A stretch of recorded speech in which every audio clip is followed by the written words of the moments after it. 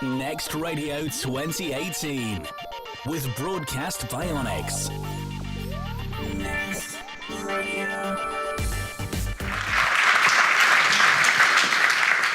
Thank you. I'm afraid I'm not going to be talking about sex or condoms or cocaine parties, but I am going to be talking about market research, which is probably more exciting than you realise. Woo! So, thank you. And I'm going to be talking about how we help clients measure advertising campaigns and what that means, and a little bit about what it means for audio and radio as well. So the first thing that we've done is we've measured loads and loads of different campaigns all around the world, and this bar chart, very exciting bar chart, very sexy, 800 campaigns that we've measured all together, and it shows that actually radio is very good for building brands. So there's a lot of talk about radio being a kind of direct marketing medium, but it shows that it can build awareness, associations, and motivation. Along the top, we've got an investment line, which is also quite interesting. So what it shows is that actually TV is over-invested in compared to the brand metrics that it influences. It also shows that point of sale is under-invested in, but radio is about right, so it's good news. The other thing to bear in mind, I know it's difficult when you work in kind of one media channel, you think of that and you don't think about anything else, that no media channel is an island. They all work together. When we measure campaigns, they can actually affect, different channels can affect each other, and you can have a synergistic effect. And you can see there what channels work well together. Radio actually works pretty well with most other media channels, and this shows the importance of having campaigns which integrate across all channels, whether traditional or digital. Now, I don't expect you to be able to interpret this straight away, but we did a piece of research amongst 3 different age groups. Generation Z, 16 to 19-year-olds roughly, is on the left.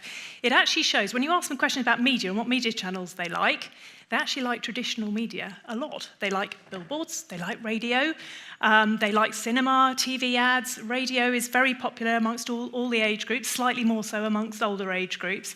But actually, online, digital advertising has a lot of work to do. People are starting out with very negative perceptions. There are a lot of reasons for that, which I won't go into. But I think in radio, you're working with an audience who is fairly positive about the medium. So it's a good start.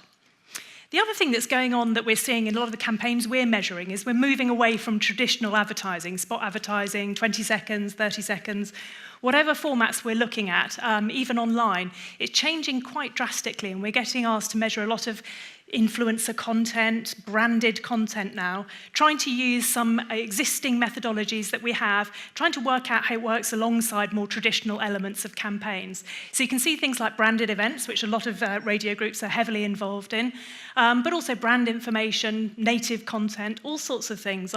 These are all part of advertising now. It's not just traditional advertising formats.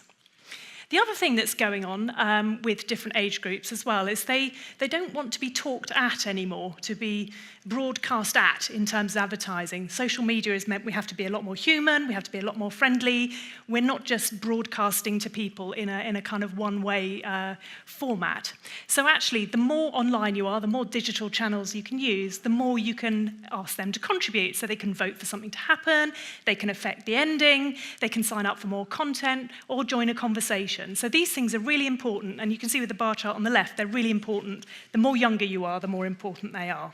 So we need that to happen when advertising campaigns are developed. The other thing that I think is going on is there's a lot of talk in the industry about, the survey's dead and it's all about behavior. You're just tracking clicks and impressions and you can travel, check where people go online and everything. But actually, it's the combination of the two that's most interesting, asking people what they think and then checking what they do and validating the two against each other. That's a really important part of the work we're doing at the moment. You also hear a lot of conversation about broadcast and targeting and what's the right balance between the two, because obviously the more programmatic that campaigns get, the more those are delivered to targeted audience, the more targeted you can be. It actually ends up, I think, in a negative circle of influence. You end up with a smaller and smaller target audience, and you aren't actually necessarily reaching new people. And you hear still a lot of media agencies talking about clicks like that's the ultimate measure of a campaign. I think they're meaningless. They don't help anybody. They don't tell anyone what's good and what's bad. So it's a bit like whack-a-mole. Just optimizing on clicks is not a good idea. But you can be a bit more like Tom Cruise. That would be my suggestion. If you're working in a media agency, you could take different sources of data, whether it's the brand impact or the sales impact. You could look at past patterns, future patterns for brands, and you could start to use it in a much more intelligent and predictive way. So that's what we recommend. A couple of quick examples here I'm going to give you of interesting new formats that we've measured that aren't normal advertising as we know it. So this is a campaign that was run on a video network called Teeds for a brand called Tommy Hilfiger, who ran a video of a model called Gigi Hadid. So it was a normal video, a bit of music flashing around in the background. It then very quickly turned into a chatbot that started speaking to you. Said, hello, what look are you going for this year? You're going for cowgirl, festival girl? All right, you chose your look. What size are you? Do you like this top? And you could actually then convert that into your shopping basket. And it would immediately turn into something that you could buy. So this, for me, is the ultimate in new advertising formats. It was a branded advertising format, which gave you emotion, it had music, it introduced the model who was representing this range, then took you through something which is highly personalised and customised, and then was your shopping as well. So is that advertising? I don't know, but these are some of the things we're being asked to measure. The other one, example I'm going to give you, is an example of a clever piece of data fusion, which sounds very sort of physics and scientific, and it is actually quite clever. We've got a lot of clever analytics people who work on these things, and that looked at the impact of a campaign from an online retailer. The dark shadow bit is where the campaign took place, and we tracked the same people over time and tracked their sales behaviour. They were ones who liked the campaign and there was a positive brand impact from the campaign, but they bought as well. And then what's more interesting is they continued to buy for another 3 months after the campaign finished. So we could then look at the value of the whole of the campaign and say this is what was delivered back to you in terms of revenue. It's not just the campaign on its own. Now, coming more to what integrated campaigns look like, which is where the really interesting discussion about radio and how that fits in, and audio and how it fits in with other campaign elements. We know, and we have proof, that if your campaign is integrated, as in, it's recognisable across all the different channels, and it's customised, so each channel is playing to their strengths, so you're using each channel for what it's really good for, whether it's Facebook or radio or podcasts or whatever advertising channel it is, we know that it performs 57% better on brand metrics. So that's a really important thing to remember, so integrated and customised.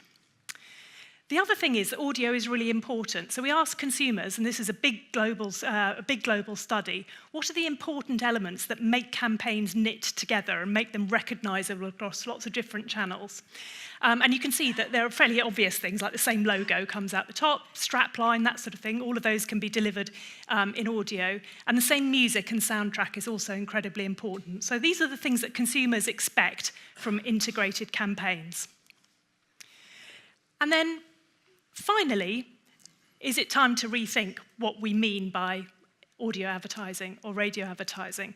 Some of the things we're starting to be asked to measure are really, they're things that we can talk about today, but we're being asked to compare them to more traditional advertising formats, which is really interesting. So we've just measured our first podcast campaign as part of an overall multimedia campaign. But there are other things we're being asked to look at as well. So things like how do sonic mnemonics work and identities work on sound speakers, on smart speakers, what does that mean?